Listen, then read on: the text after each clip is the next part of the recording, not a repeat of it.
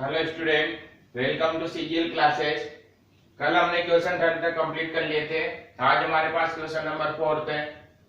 Question number 4 क्या है कि कैसे मान ज्ञात कीजिए जिनके लिए समीकरण x² + 5 के x + 16 बराबर 0 मूल वास्तविक नहीं हो। ठीक, हमें वो कंडीशन निकालनी है जिसमें k का मान निकालना है। इस समीकरण के मूल वास्तविक नहीं है, उस स्थिति में हमें k का मान निकालना है। तो मूल वास्तविक कब नहीं होते? हमारे पास दो कंडीशन में मूल वास्तविक होते हैं और एक कंडीशन में मूल वास्तविक नहीं होते। ठीक, इस कंडीशन में जो मूल होते हैं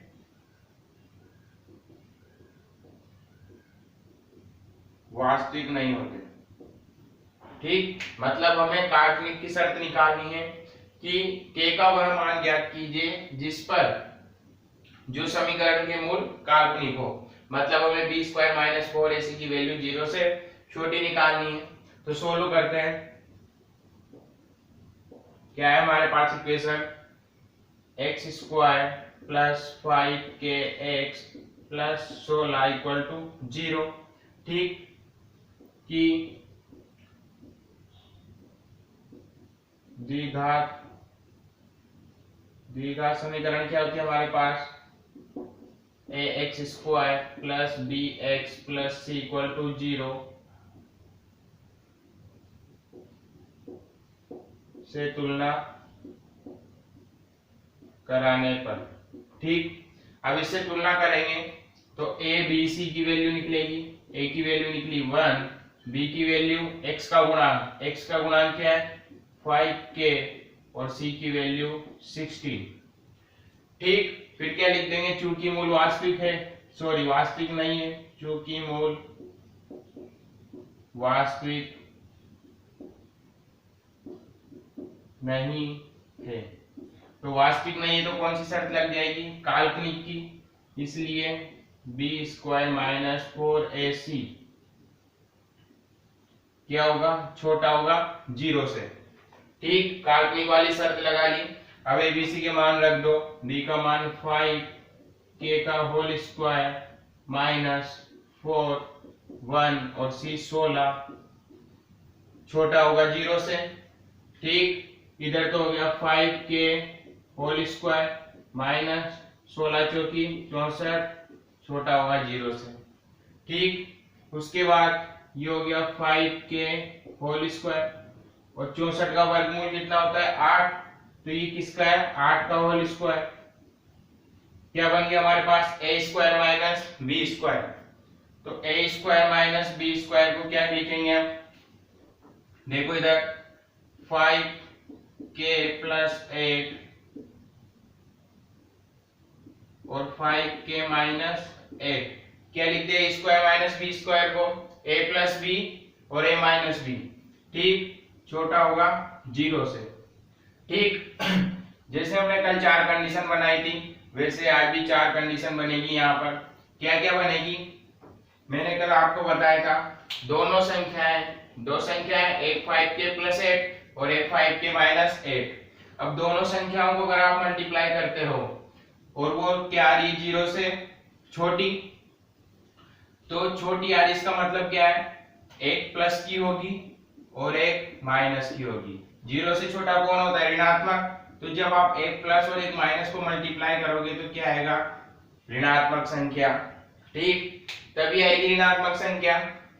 यदि आप दोनों को प्लस ले लोगे तो धनात्मक आ जाएगी जो 0 से बड़ी होगी, और दोनों को ऋणात्मक ले लोगे तो भी धनात्मक आएगी जो 0 से बड़ी होगी।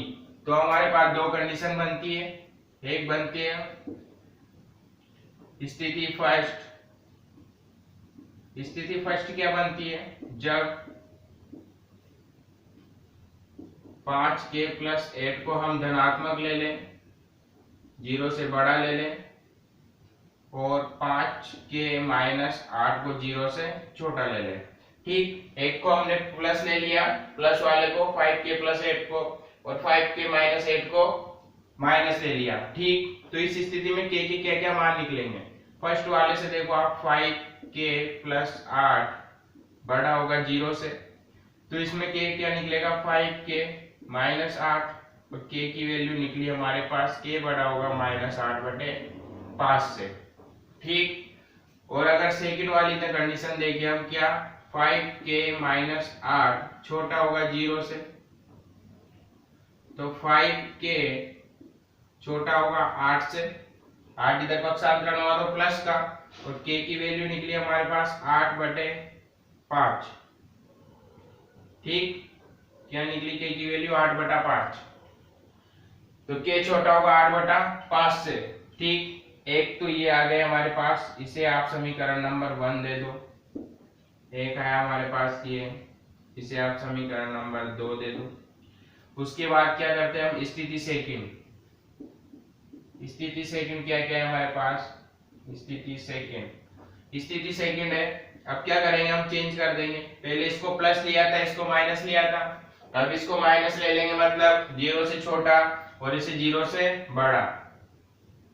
जब 5k + 8 क्या हो, 0 से छोटा, और 5k - 8 0 से बड़ा हो। ठीक, अब ये ले लिया। अब दोनों पर k का मान निकालेंगे, क्या निकलेगा, 5k + 8 छोटा होगा 0 से, तो 5k छोटा होगा -8 से, तो k की वैल्यू निकली -8/5।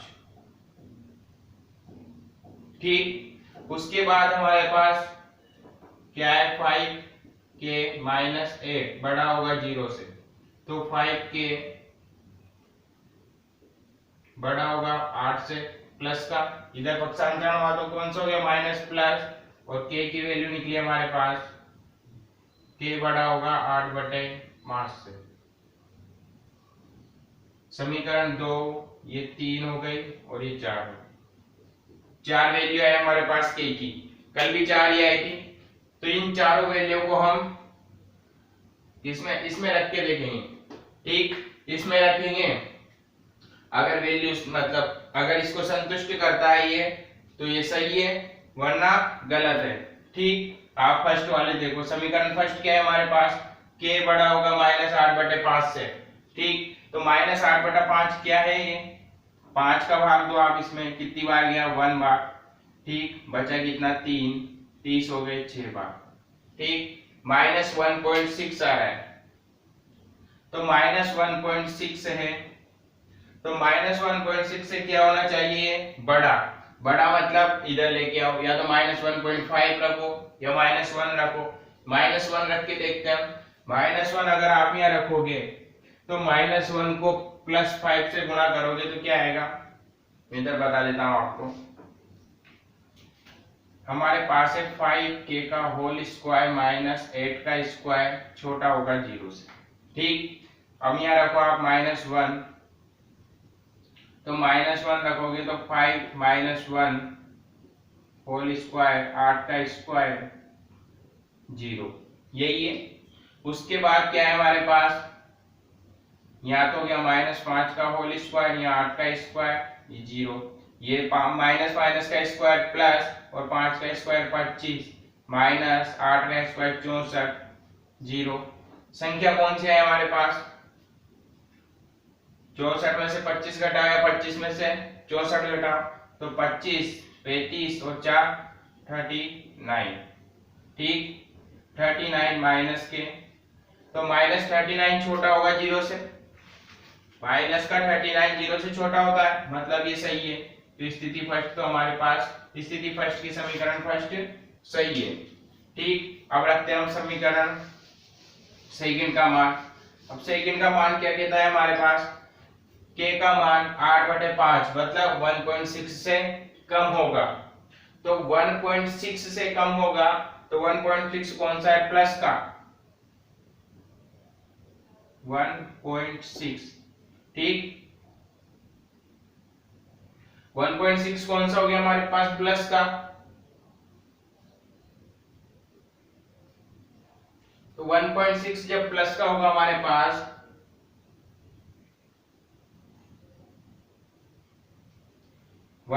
हमने प्लस का लिया, तो प्लस का लेते क्या होगा, सॉरी 1.6 से छोटा आएगा, तो छोटा वापस 1 ले लो, इस बार प्लस का 1 ले लेंगे, प्लस का 1 लोगे आप वहां पर, तो क्या आएगा हमारे पास 5k whole square minus 8 square 0 से छोटा।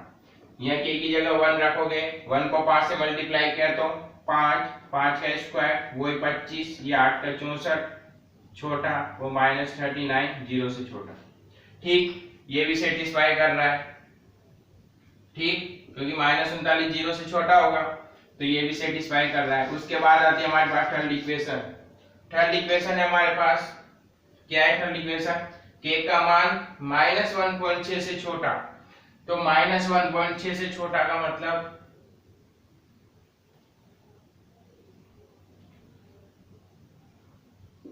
k का मान छोटा होगा माइनस 8.5, मतलब k का मान छोटा है माइनस 1.6 से। ठीक, 1.6 से छोटा है मतलब आप उधर पीछे की तरफ ले जाओ, तो पीछे की तरफ ले जाएंगे तो क्या क्या आएगा हमारे पास, 2 माइनस का 2 माइनस 3, तो माइनस 3 ले लो, माइनस 3 ले लो या माइनस 2 ले लो। ठीक, माइनस 2 लेके चलते हैं, तो माइनस 2 लिया हमने। ठीक, माइनस 2 लेंगे तो क्या होगा, ये 5k का होल स्क्वायर माइनस 8 का स्क्वायर छोटा होगा 0 से। ये माइनस 2 को 5 से गुना करोगे आप, कितना आएगा हमारे पास, माइनस 10 होल स्क्वायर 8 का स्क्वायर 0, माइनस माइनस प्लस हो जाएगा और 10 का स्क्वायर 100 माइनस 8 का स्क्वायर 64 0, यहाँ आ गया 36 0। तो 36 0 से छोटा है क्या, ये धनात्मक संख्या है और धनात्मक संख्या 0 से हमेशा बड़ी होती है, मतलब ये वाला गलत है। ठीक, उसके बाद हमारे पास k का मान बड़ा होगा 8.5 से, तो k का मान 8.5 से बड़ा होगा।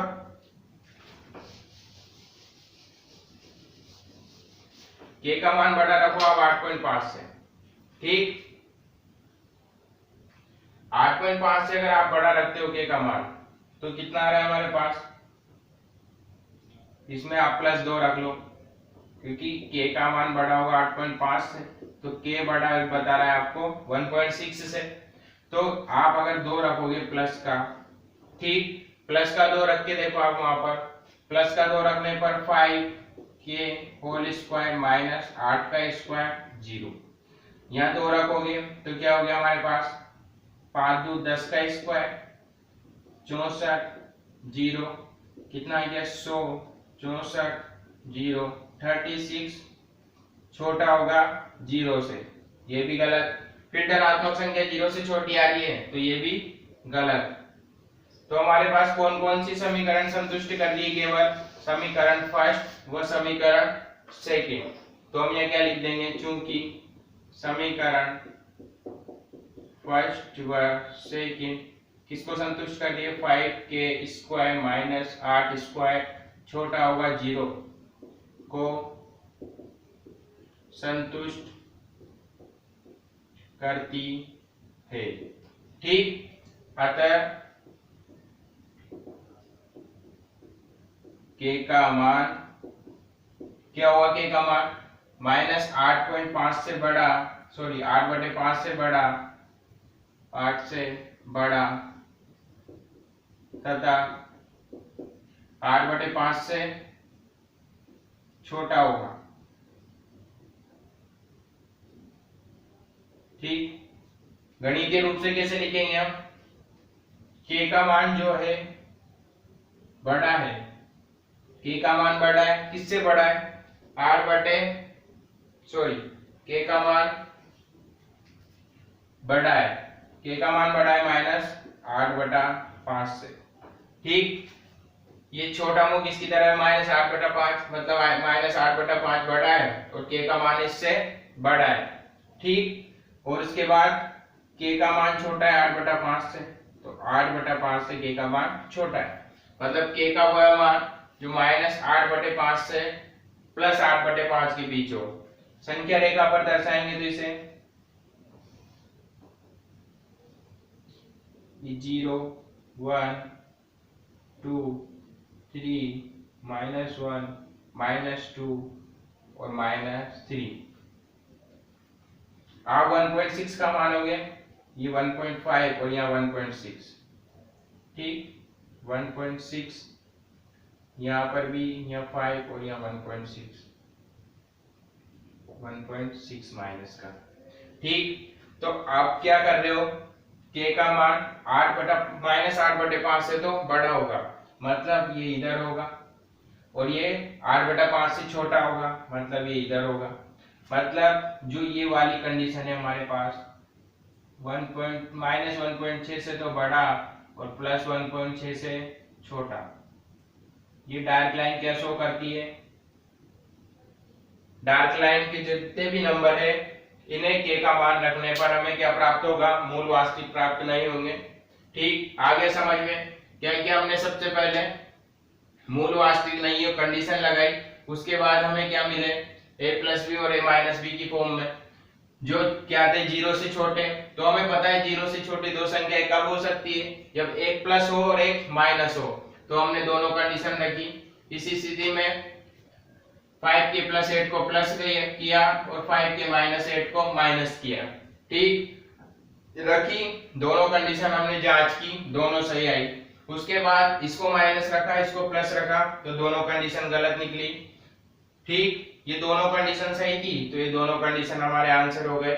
संख्या रेखा पर हमने दर्शा दिया, -1.6 से बड़ा होगा और +1.6 से छोटा होगा। ठीक, ये मैं ऐसे ही बता रहा हूं आपको, ये करने की जरूरत नहीं है। ठीक, ये समझाने के लिए, केवल संख्या रेखा केवल समझाने के लिए, ताकि आपको पता रहे कि संख्या रेखा पर हम कैसे शो करते हैं। ठीक, स्क्रीनशॉट ले लो आप इसका।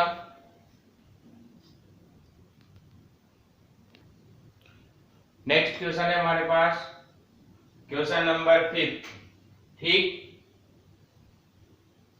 क्वेश्चन नंबर 5 क्या है, यदि द्विघात समीकरण b - c x² c - x + a - b बराबर 0 हो और इसके मूल कौन से हो, वास्तविक को बराबर हो, तो हमें सिद्ध करना है कि 2b बराबर a + c होगा। ठीक, हमें ये कंडीशन दी हुई है, हमें समीकरण दी हुई है, और कंडीशन क्या है हमारे पास, मूल वास्तविक और बराबर है, तो हमें सिद्ध करना है कि 2b बराबर a + c होगा। हमें जो पहले दिया हुआ है हम उस पर काम करते हैं, सोल्व। सबसे पहले हमारे पास समीकरण है b - c x² + c - a x और a - b 0। ठीक, ये समीकरण है हमारे पास, और हमारे पास कंडीशन है। सबसे पहले abc निकाल लेते हैं इसके, तो आपको पता है x² गुणा क्या होगा a, इसमें आप कैपिटल abc मान लो, क्योंकि छोटे abc तो इसमें है, स्मॉल है तो कैपिटल मान लेंगे। क्या मान लेंगे, द्विघात समीकरण ax² + bx + c बराबर 0 से तुलना करने पर, इससे तुलना करेंगे तो कैपिटल A की वैल्यू कितनी निकल के आए हमारे पास, b - c, और कैपिटल B की c - a और c की a - b। ठीक, abc की वैल्यू निकल गई। उसके बाद हमें दिया है क्या कंडीशन है, मूल वास्तविक व बराबर होंगे, तो मूल वास्तविक व बराबर कब होंगे, इस वाली कंडीशन में b² - 4ac जब 0 के इक्वल होता है, तो मूल कौन से होते हैं, वास्तविक और समान, तो कौन सी कंडीशन होगी, इसलिए b² कैपिटल लिया है हमने, b² - 4ac बराबर होंगे 0 के। हो गया, आप abc के मान रख दो इसमें। a का मान क्या है हमारे पास, सॉरी b का c - a का होल स्क्वायर -4, a की वैल्यू b - c और c की value a - b equal to 0। Solve करेंगे तो क्या होगा, c - a का होल स्क्वायर, a का होल स्क्वायर कैसे खुलेगा, a² - 2ab + b का स्क्वायर, तो खोलो आप इसको, क्या होगा ये a² मतलब c का स्क्वायर -2, ये a और ये a क्या है यहाँ c और b क्या है a, प्लस b का स्क्वायर मतलब a का स्क्वायर। ठीक, उसके बाद ये -4 बड़ा ब्रैकेट लगा के दोनों को सोल्व कर लो, अंदर दोनों ब्रैकेट को, b को a से गुणा किया तो ab हो गया। ठीक, b को -b से किया तो -b स्क्वायर हो गया, -c को a से किया तो -ac, और माइनस माइनस प्लस, और c को b से किया तो +bc। ठीक, ये मल्टीप्लाई हो गया। अब इसको अंदर में गुणा कर दो, ये तो हो गया हमारे पास c स्क्वायर, ये -2ac। ठीक, ये a स्क्वायर, ये हो गया -4ab, हो गया 4ab। उसके बाद माइनस माइनस प्लस और 4b स्क्वायर, फिर माइनस माइनस प्लस 4ac, और ये माइनस प्लस -4bc। ठीक, अब देखो आप, ये c स्क्वायर है हमारे पास, ac स्क्वायर, ये ac, ये ac, दोनों ac के फॉर्म में, ये है -2ac, ये +4ac, तो कितना बचा हमारे पास, ये +4ac, ये -2ac, तो कितना बचा 2ac, प्लस का तो +2ac प्लस a का स्क्वायर। ठीक, आप इसे इस फॉर्म में लिख दो। ठीक, हो गया। उसके बाद क्या क्या टर्म बचे हमारे पास, ये ले लिए हमने, ये आ गई, ये आ गई, ये आ गई, 1 2 3 टर्म और बची, ये और ये टर्म देखो। ठीक, माइनस माइनस माइनस कॉमन ले लो। ठीक, 4 कॉमन आ गया, और क्या कॉमन आ रहा है, b, अंदर बचा क्या, a प्लस का, और इधर c, क्या बच रहा है, c प्लस a, यही बचा। ये 4b स्क्वायर, ये भी आ गया, ये भी आ गया, अब बचा क्या 4b स्क्वायर, तो इसे क्या लिख देंगे 2, 4 को क्या लिख देंगे 2 का स्क्वायर, और b स्क्वायर को b का स्क्वायर, तो ये क्या हो गया 2b का होल स्क्वायर। एक बार और देख लो अब इसे, ये हो गया a square plus 2ab plus b का स्क्वायर। ठीक, पहले कौन सा था, a square minus 2ab plus b square, और अब हुआ है a square plus 2ab plus b square, तो ये हो गया a प्लस b का होल स्क्वायर, तो c प्लस a का होल स्क्वायर, ये हो गया -4 को तोड़ दो आप, एक तो 2 में, c प्लस a आगे ले लो। ठीक, और 2b यहाँ लिख दो, हो गया। 2 को 2 से गुणा किया 4b और c प्लस a, यहाँ आ गया हमारे पास 2b का होल स्क्वायर, इक्वल में 0 चल रहा है, ध्यान रखना है यहाँ पर। ठीक, इक्वल में क्या चल रहा है हमारे पास, 0, यहाँ से 0 चल रहा है इक्वल में। अब क्या हो गया हमारे पास, ध्यान से देखो, ये फिर बन गया a स्क्वायर, ये -2ab प्लस b का स्क्वायर। ठीक, बार बार काम आ रहा है फॉर्मूला, 2 फॉर्मूले बार बार काम आ रहे हैं, कौन से, एक तो a प्लस b का होल स्क्वायर, जो होता है हमारे पास a square plus 2ab plus b square. जो भी फॉर्मूला काम आए आप कॉपी की साइड में लिख लिया करो, a square minus 2ab plus b square. ठीक, ये 2 फॉर्मूले काम आए हमारे पास। उसके बाद आप देखो, ये क्या बन गया हमारे पास, a माइनस b का होल स्क्वायर, तो a क्या है हमारे पास यहाँ c प्लस a, और b क्या है 2b, तो -2b। ठीक, इसका क्या हो गया, होल स्क्वायर इक्वल टू 0 हो गया। उसके बाद क्या लेंगे यहाँ,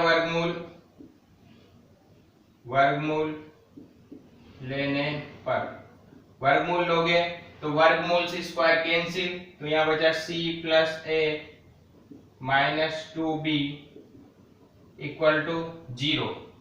ठीक, अब आप 2b को इधर पक्षांतरण करोगे तो c plus a equal to 2b।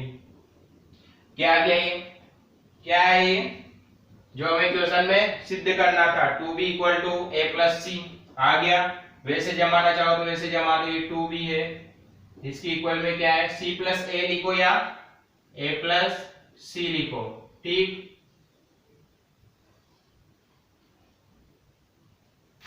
आ गया हमारे पास 2b equal to a plus c, तो यहाँ क्या लिख देंगे, इति सिद्धम, ये सिद्ध करना था।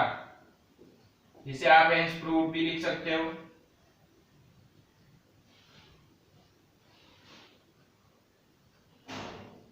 ठीक, इति सिद्धम या हेंस प्रूव्ड, कुछ भी लिख सकते हो आप। स्क्रीनशॉट ले लो आप इसका। ले लिया।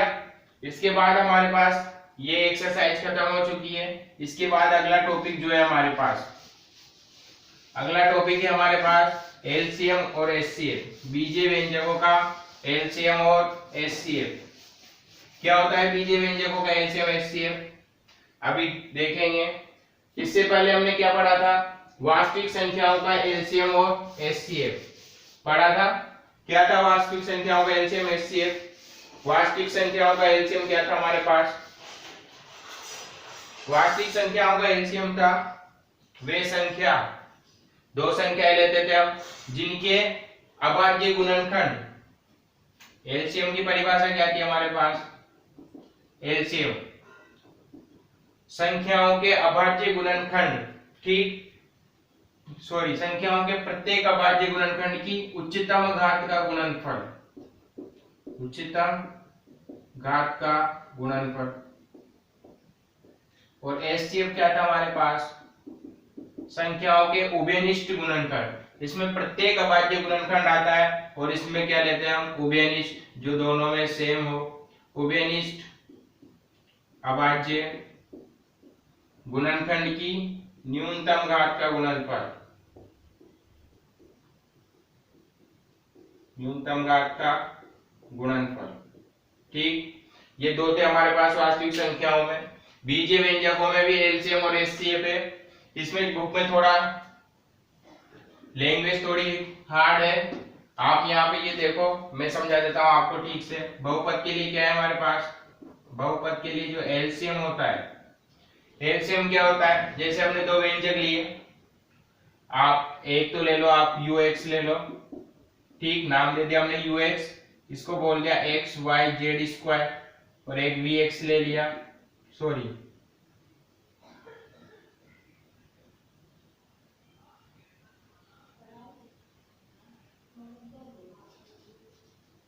यूएक्स लिया तो एक्स का पद ही लेंगे बस। ठीक, तो एक्स का पद लिया तो हमने क्या ले लिया यहाँ पर? 2 मिनट रुको, एग्जाम्पल देखता हूं।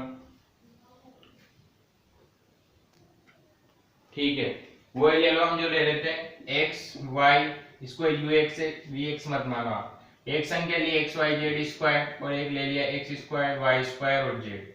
ठीक, दो ले लिया।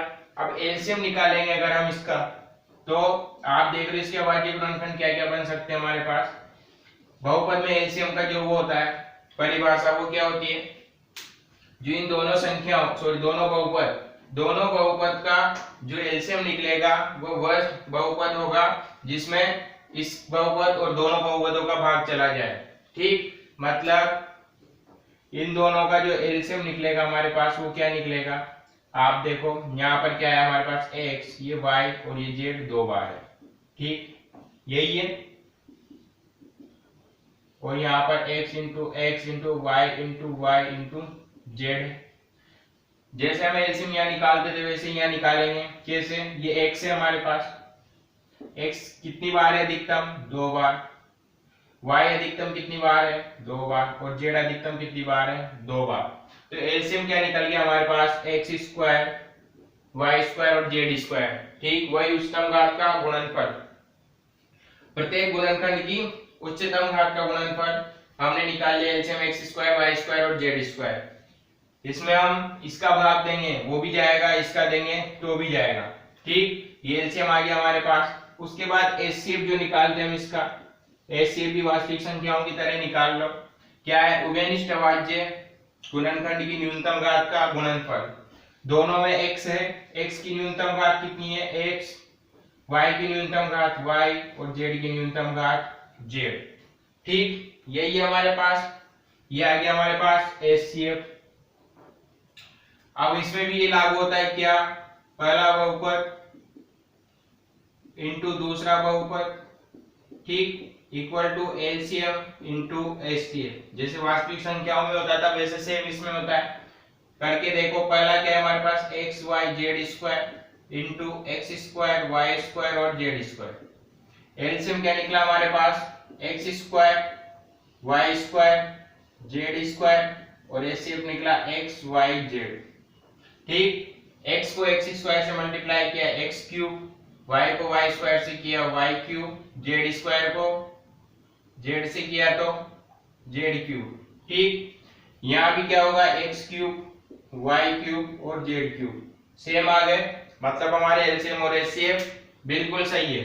ठीक, तो आप बुक में लैंग्वेज देखोगे टफ लगेगी, आप बस इतना सा समझ लो कि एलसीएम भी क्या होता है बहुपद का, एलसीएम बहुपद का होता है कि उसके जो ये गुणांक है हमारे पास, बहुपद के गुणांक या बहुपद के जो गुणनखंड बन रहे हैं हमारे पास चर संख्याओं में, उनके प्रत्येक जो गुणनखंड है हमारे पास, प्रत्येक गुणनखंड की उच्चतम घात का गुणनफल, और एचसीएफ होता है प्रत्येक उभयनिष्ठ गुणनखंड की न्यूनतम घात का गुणनफल। ठीक, इसके बारे में बाकी कल पढ़ेंगे, कल इसके एग्जाम्पल करेंगे और एक्सरसाइज स्टार्ट कर देंगे। अब हमारे पास एक ही एक्सरसाइज बची है, लास्ट एक्सरसाइज बची है 3.6, उसके बाद है विविध प्रश्नमाला। ठीक, तो कल हम एलसीएम और एचसीएफ पढ़ेंगे बहुपद के। कल फिर मिलते हैं, थैंक यू।